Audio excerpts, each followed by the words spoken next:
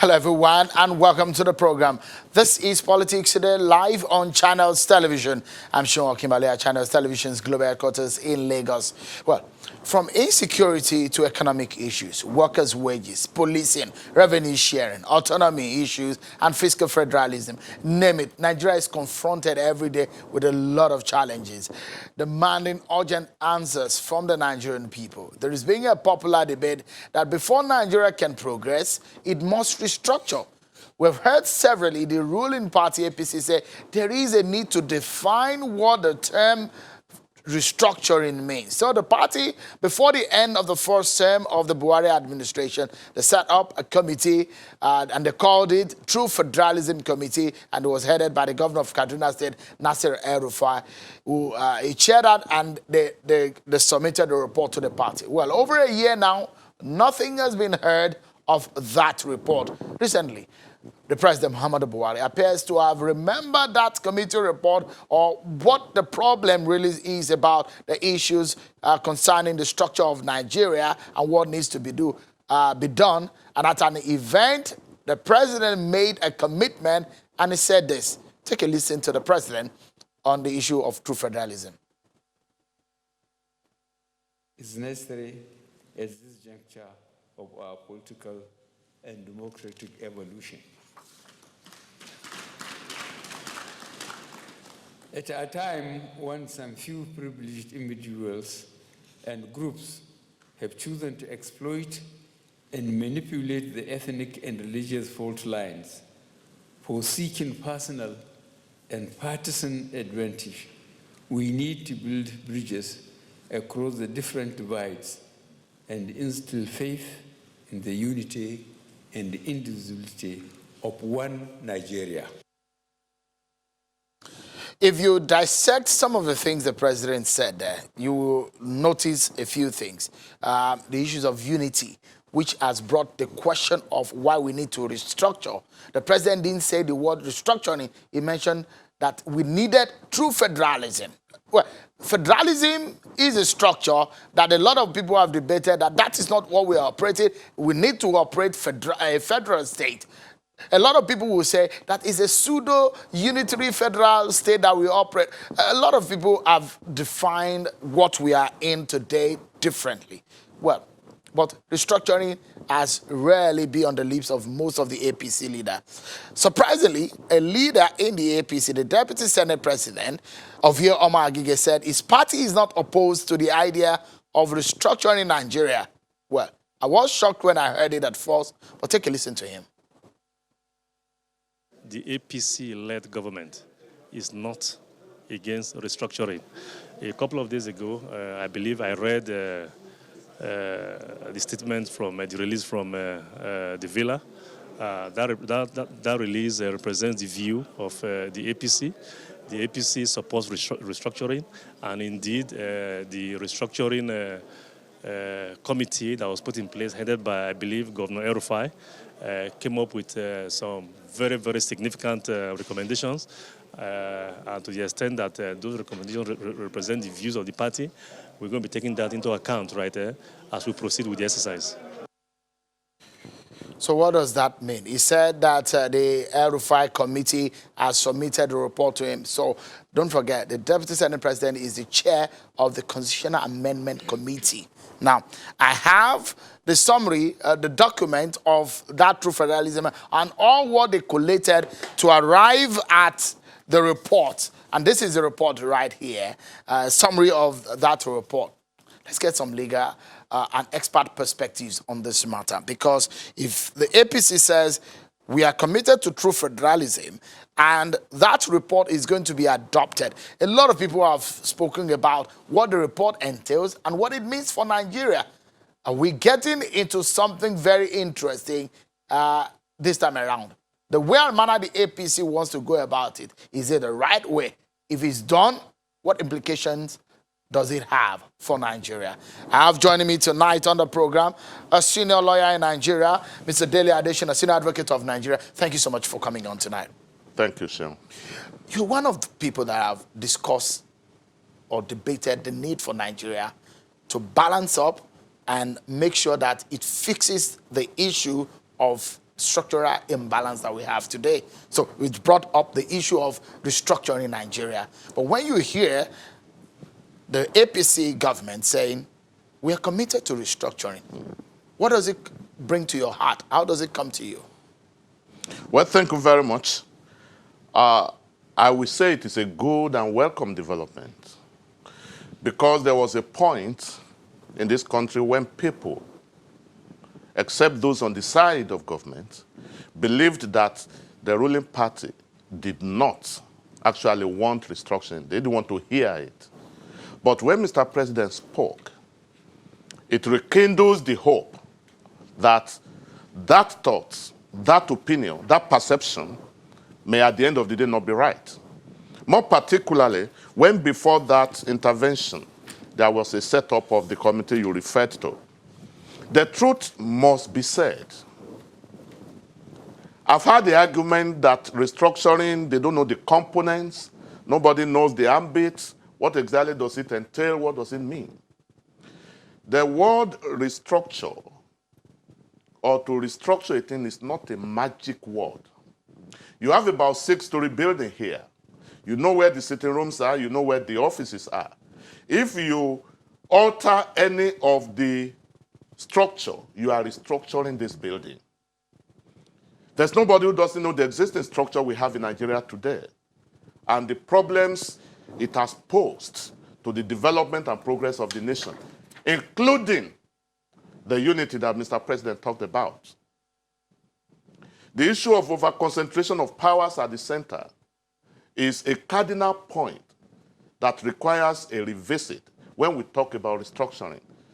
So when you say we have census as a matter on the exclusive list, we want to take it out from there and put it on a concurrent legislative list where the federal government will have legislative powers and the states will have also legislative powers. You are restructuring somehow. But why has it, Mr. Adesina, why has it been difficult? Obasanjo set up a committee, Jonathan has set up a committee, APC set up his own little committee. Yes. I mean, why? Is there the lack of political will to make it happen? Because a lot of people will say, Mr. Adesina, that the Nigerian president is perhaps one of the most powerful people in the world. There's no doubt about that. So, I mean, is that one of the reasons why it is difficult to restructure Nigeria? I believe that we are considering what our followers will do. The leadership has to take the bull by the horn. You say, the political will, the desire to do, to accept responsibility to effect a change, to leave a legacy, these are the things that are within the purview of the leadership to do. Leadership is the ability to take difficult situations, difficult decisions, and get the followership to buy into that decision. So all that we require is to look at those documents that we have had in the past, and there are many. Well, we have the 2005 report of the National Political Reform Conference. We have the 2014 of the Constitutional Reform Conference, including the APCA document that you have talked about. If by today Mr. President decides that I want to get something done, he puts together some strategic and implementation committee of about 21 people. Look at all these documents and get out for me what are the recommendations on devolution of powers. What are the recommendations on the centralization of the police force? And so on and so forth. All right. Mr. Adesina, one thing is very strategic here. Yes. So, and I've heard so many lawyers who have said, look, the major lie that we have told ourselves in this country is the fact that we have a constitution.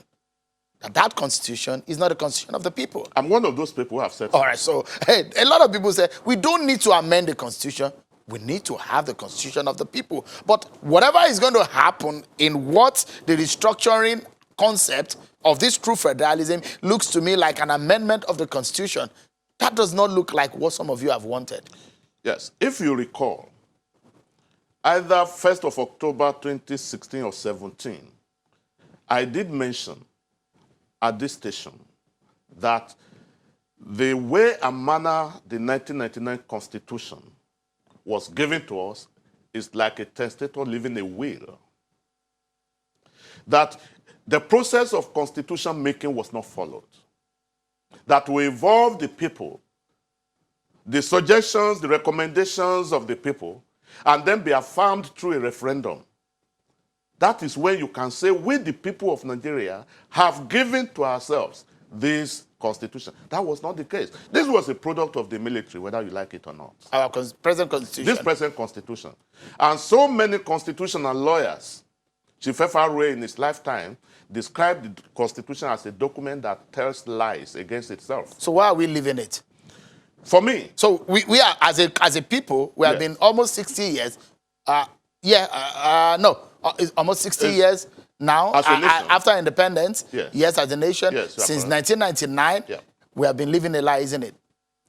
This started 20 years ago. That was 1999. Yeah. I mean the present constitution. Constitution, yeah.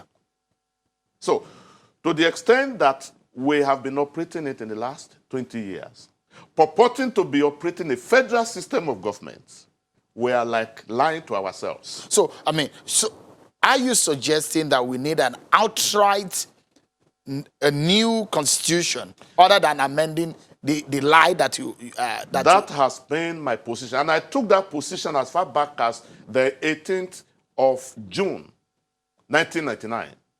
I was the chairman of Ikeja Bar, and I was the first to organize a kind of seminar on the 1999 Constitution.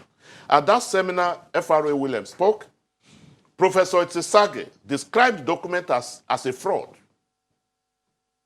to the extent that it stated what it was not. So I formed that opinion right from that time. So why are we going ahead to amend what a lot of people say is a faulty one anyways? If the leadership really wants to leave a legacy and to satisfy the people and to begin again, the best way is to put together a team that will give us a new constitution. How difficult is that? There's no difficulty there. So why the lethargy? It has been done in other countries. Why the lethargy from other past governments? Because a lot of people, now, this is where a lot of people think I'm a lawyer. At some point, a lot of people said, now it's going to bring a constitutional issue, a crisis somewhat. That by the time that you are revoking the presence or the state of that constitution, then the nation is at a risk of the crisis. When you are removing the constitution to pass a referendum on a new one, that is going to be a problem. Do you see anything like that? I do not see a thing like that. Because in the history of South Africa, there was a time they put together what they call CODESA. That was a body to formulate a new constitution for South Africa. There was a sovereign government in place at the time. There was no crisis, there was no contradiction. If by today, all right, a committee is set up of about, I don't know which number, 20, 50, what have you, to put together a constitution for us. This 1999 constitution itself becomes one of the raw materials that will be used. In addition to the reports of all the, the political reform conference, the constitutional reform conference, and what have you. And while that is going on, that will not invalidate the existing constitution until a replacement comes. But that is to go through a process from the parliament, isn't it? Well, some people have suggested through the parliament. But I would prefer a situation where it's thrown to the larger populace by way of a referendum. But, you lawyers are one of those, and in that process, a lawyer can come up and say, look, the Supreme Court, what is going on is not right, and could stall it. Do you see? I don't see how we can do that. If we can conduct an election, who says we cannot conduct a referendum? Like the UK did in the case of Brexit. Just recently. Assuming there's no provision in any law that empowers Mr. President to say, INEC, go and conduct a referendum on this document. Through executive powers, it can be done, or executive orders. Mr. Adesina, millions of Nigerians are watching you right now. And as you're talking, it does look like some of the solutions of this country can easily be solved if we have the right parameters in our laws I believe so. to fix it. So if the president is watching now, what words are you going to give out to him as a message on the way to go? I will respectively and with all sense of responsibility ask him to take a definitive decision to make a difference from the past. That's going to be my first sentence. How do we make a difference? Governments have come, they have gone, believing that something is wrong in the Constitution. If they didn't believe, they will not be setting up the 2005 Political Reform Conference that was set up by Chief Obasanjo. The 2014 that was set up by Goodluck Jonathan. All right? Take a decision to make a difference. Bring all these reports together and put a team together. Sift through these documents, including the 1999 Constitution. And if you like, there was one that was thrown to the conference of 2005. I was privileged to be a member of that National Political Reform Conference. They called it a draft constitution. I was one of those who told the Legal and Judiciary Committee of which I belonged to say that no, they can't give us a draft constitution. Draft constitution must emanate from the product of this conference. All right? So they will use it as raw materials, and they are more than enough. The views of Nigerians have been abundantly expressed. Within 3 months, give me a draft constitution. After I get the draft constitution, I look at it, all right? 2 options.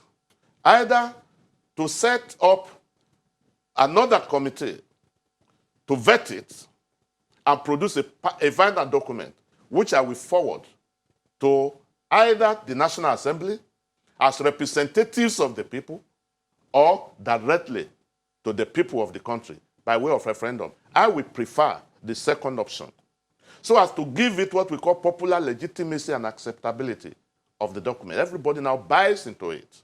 And it becomes our Constitution. Mr. Adesina, I hope that you've given a free legal advice tonight. I will send the bill to you. Not me. You're speaking to Nigeria. Let's quickly, with a few minutes that we have, something that looks like what we are talking about. And quickly we switch gears and discuss something equally very important, and that is the issue of fixing the problems in our electoral law. INEC has said it will work with the National Assembly to make sure that we fix the Electoral Act. Well, there's been a lot of problems with the elections. There's been a lot of issues on the table. They want to legitimize the issues of the card reader machine, the issue of the PVC. INEC wants to do a whole lot of, and several people are speaking on this one. Mr. Adesina, Electoral Act amendment. How important is this? Well, without sounding pessimistic,